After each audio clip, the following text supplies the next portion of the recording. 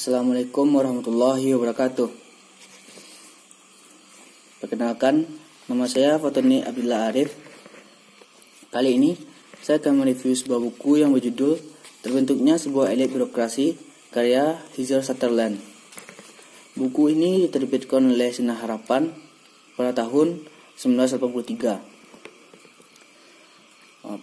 Pada masa penguasaan oleh VOC hingga kuasa Belanda, di Jawa terdapat dua pegangan pada penguasa asing terhadap Jawa, yakni Pangreh Praja atau penguasa kerajaan dan Priai, aristokrat atau pejabat atau elit penguasa Jawa pada saat itu.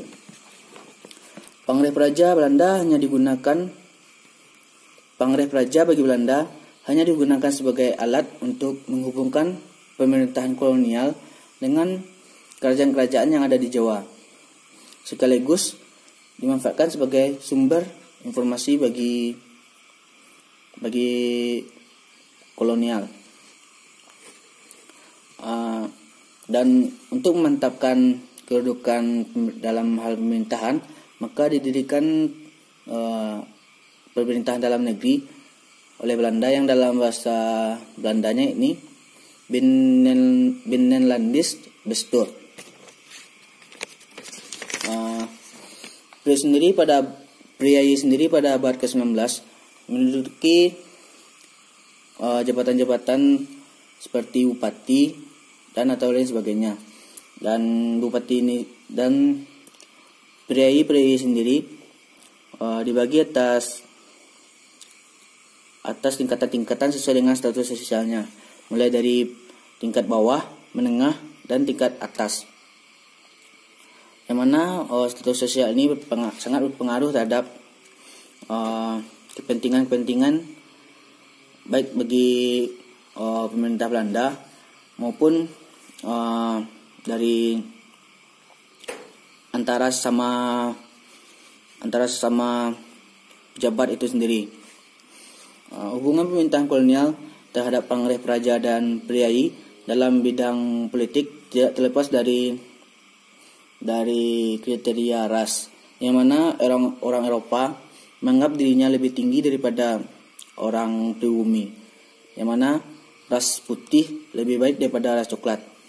Hal ini berdampak terhadap kedudukan dari setiap orang pribumi yang lebih rendah daripada orang-orang kolonial atau pejabat-pejabat kolonial. Dan beberapa hak dari orang pribumi tidak didapatkan secara penuh atau utuh, yang mana pendapat atau suara mereka ini dilarang atau tidak perlu untuk didengarkan lebih lanjut. Selain itu, pemerintahan pejabat pribumi ini tidak terlepas dari adat kebiasaan orang Jawa pada masa itu, yang mana Belanda sendiri pun paham dan menjaga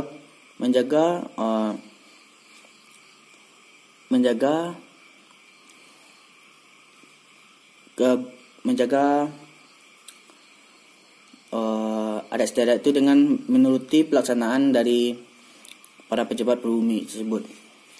Birokrasi politik telah diawali pada masa VOC, yang mana pejabat-pejabat Belanda menentukan kebijaksanaan dan prioritasnya, sedangkan pejabat pribumi bekerja dengan rakyat menentukan barang-barang dagangan.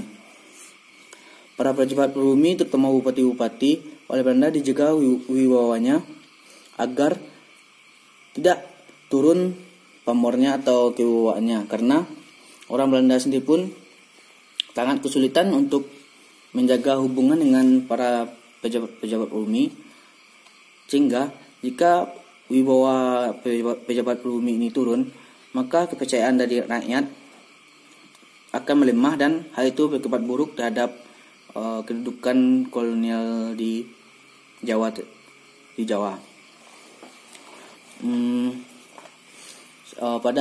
Pada tahun 1901, Ratu Wilhelmina melakukan kebijakan etis. Hal ini berdampak baik bagi para pejabat pribumi pada khususnya, yang mana mereka diberi semacam kemudahan atau diberi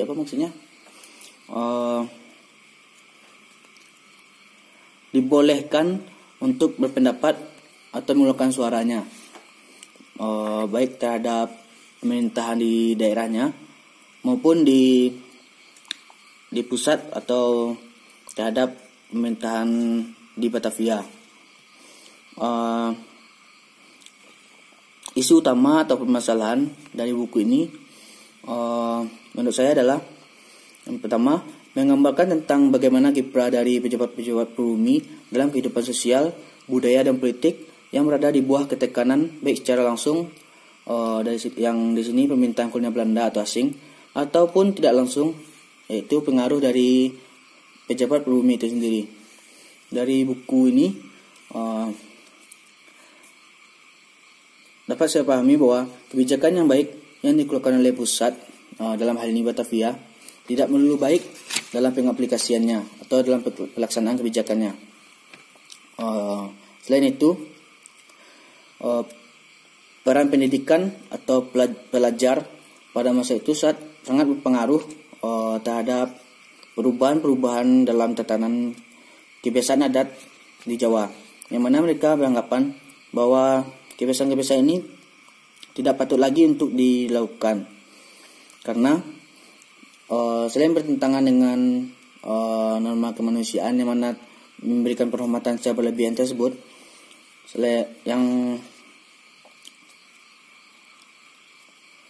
dan orang Eropa pun merasa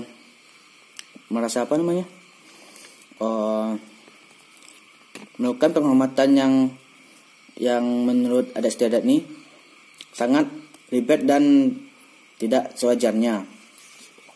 Satu hal yang paling utama dari buku ini itu bagaimana buruknya kelakuan pejabat pribumi yang melakukan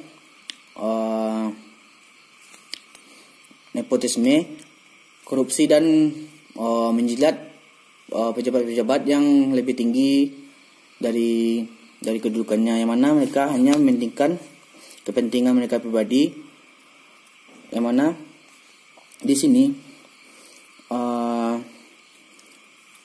hal ini tidak terlepas dari pengaruh kolonial Belanda, yang mana mereka ingin mencari kesetiaan dan orang-orang baik dari keluarga priayi atau pejabat. Oleh karena itu, orang priayi atau pejabat lebih berusaha untuk menarik simpati atau menarik hati agar supaya para pejabat-pejabat kolonial atau pejabat pribumi yang lebih tinggi daripada dia merasa bahwa dia ini dan keturunannya adalah orang baik, dan hal ini berdampak terhadap terjaganya